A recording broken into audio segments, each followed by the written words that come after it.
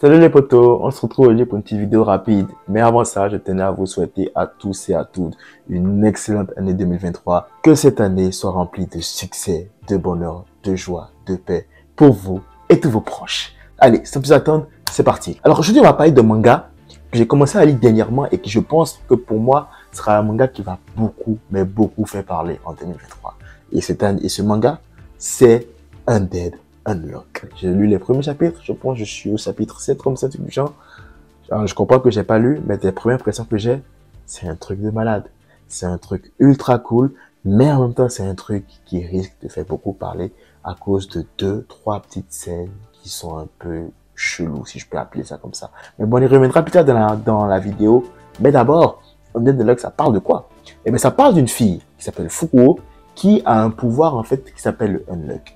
Et quand elle touche quelqu'un, dépendamment de l'affection, si tu veux, qu'elle te porte, soit tu as une malchance qui peut être très fatale, soit une petite malchance de rien du tout.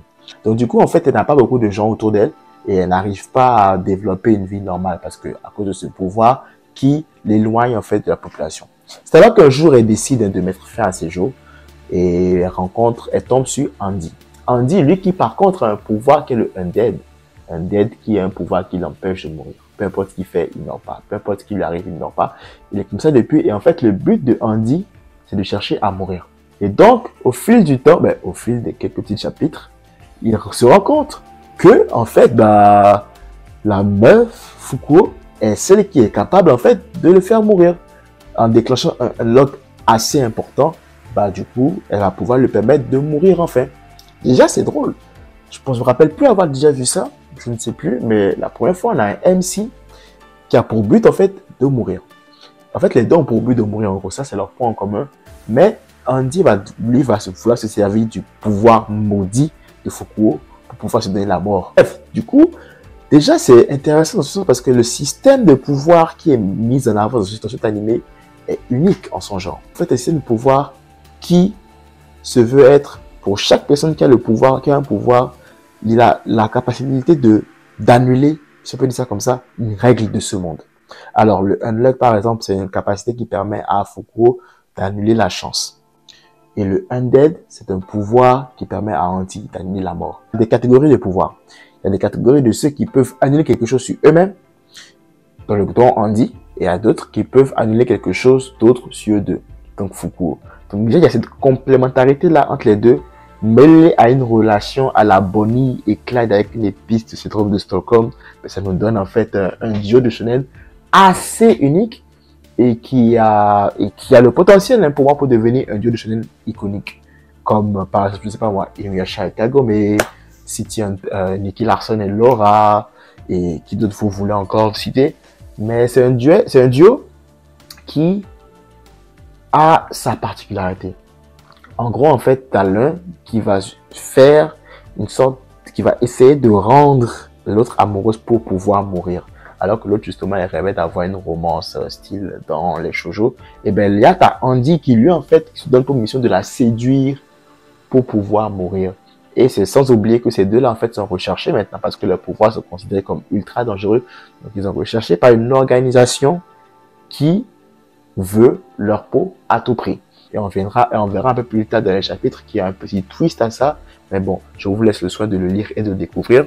Ce qui m'amène au point qui me dérange un peu dans cet animé. Ce qui m'amène au point qui me dérange un peu en Undead Unluck, c'est que tu sais, quand tu lis un animé au début, tu as toujours ce truc-là de première impression. Les premiers chapitres, généralement, c'est ça qui te donne la première impression pour te dire ce que tu lis cet animé-là ou non. Alors oui, on peut dire que, pour la plupart, on peut dire que Andy est badass et c'est un personnage vraiment cool, c'est un protagoniste ultra cool. Il va un peu dans le rang de Denji, dans les protagonistes peu orthodoxes. Quand je dis peu orthodoxes, ça veut dire qu'ils suivent pas forcément les codes des shonen neketsu qu'on a l'habitude de voir, mais qui sont un peu en mode je ne me bats les couilles de la vie, je le vis que par mes propres principes, je ne me bats pour personne, je me bats juste pour ma peau. Denji, on l'a vu, lui se battait juste pour sa peau, mais Andy aussi, lui se bat juste pour pouvoir mourir. Donc là, on a des protagonistes, on a une nouvelle catégorie de protagonistes qui se crée. C'est des protagonistes qui vont dans une certaine épopée, dans une certaine quête, pas pour les autres, mais pour eux-mêmes. Et je trouve que c'est cool parce qu'avec ça, vient une panoplie de caractères qui diffère totalement de ce qu'on a déjà dans le Shonen Jump. Ça brise les standards, ça brise les codes du Shonen Jump actuel. Et dans ce sens, Andy, en fait, c'est un bad boy du Shonen Jump. C'est un protagoniste, en fait, qui l'envoie fort au Shonen Jump, en mode, allez, moi, je m'en fous de vos codes, allez, balistique. Et c'est ce qui me fait peur, en fait, c'est qu'ils ont poussé ce personnage de Andy là à une extrême vraiment qui pourrait porter préjudice au manga et à l'anime qui arrive bientôt. Parce que il y a quelques scènes où Andy, pour pouvoir séduire Fuku, va avoir recours à des méthodes un petit peu, en fait, pas du tout très catholiques, des attouchements qui limitent frôlent l'harcèlement, tu vois, des trucs qui dans la vraie vie seront clairement labelés comme étant harcèlement et qui sont des comportements qui ne sont pas du tout recommandés dans la société actuelle. Et bien pour quelqu'un qui lit un manga comme ça peut facilement l'influencer, ça peut facilement mal l'influencer. Et en ce sens-là, j'ai peur quand je dis que ça a beaucoup fait parler parce que s'il décide d'animer ça en animé, s'il décide d'adapter ces scènes-là en animé, bah, il y a beaucoup de gens qui vont dire, qui vont râler, qui vont dire, ah, mais attends, pourquoi est-ce que le Shonen Jump sort ça? Ça, c'est du harcèlement. Est-ce que le manga, là, en fait, décide à l'harcèlement? Alors que, malheureusement, ce n'est pas du tout ça. Ce sont juste les premières scènes qui sont là, comme ça, peut-être pour faire rire et tout. Bah, après, ça peut faire parler tout le monde. C'est des scènes, peut-être, qui sont là pour aussi vous montrer à quel point le personnage de Andy n'est pas bien dans sa tête et nous faire accrocher à lui. Mais après ça, en fait, ça n'a rien à voir avec le reste de l'histoire de Undead Unluck. Le reste de l'histoire de Undead Unluck, clairement, suit une trajectoire différente de ce qui se passe dans ces quelques scènes-là. C'est pas un manga qui veut nous montrer que oui, c'est bien de tripoter les femmes contre leur gré et tout. Non. Et c'est ce que je trouve dommage, c'est que des gens qui auront cette impression du manga peuvent vite l'abandonner alors que finalement, ils passent à côté d'une histoire qui est juste sensationnelle. Après, j'ai dit ça, j'ai juste lu 7 chapitres, mais c'est à ce point-là, en fait. Tu lis ce manga, tu te dis, mais c'est un potentiel pour avoir une histoire terrible. T'as un système de pouvoir différent. T'as des groupes de méchants qui commencent à se présenter petit à petit, qui sont intéressants. T'as une histoire que quand tu la lis, tu te dis, il y aura sûrement des plot twists qui vont arriver. Et ces plot twists-là seront vraiment géniaux et nous ne sommes pas prêts.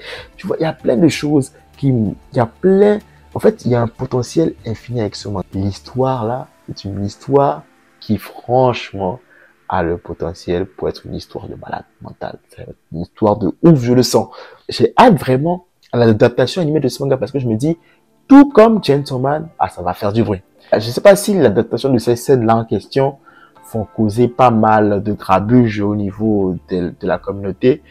J'espère que non, j'espère que ce ne sera pas pris au premier degré que ça parce que franchement, ça fera passer le manga, ça fera passer les gens à côté d'un manga qui franchement est une tuerie.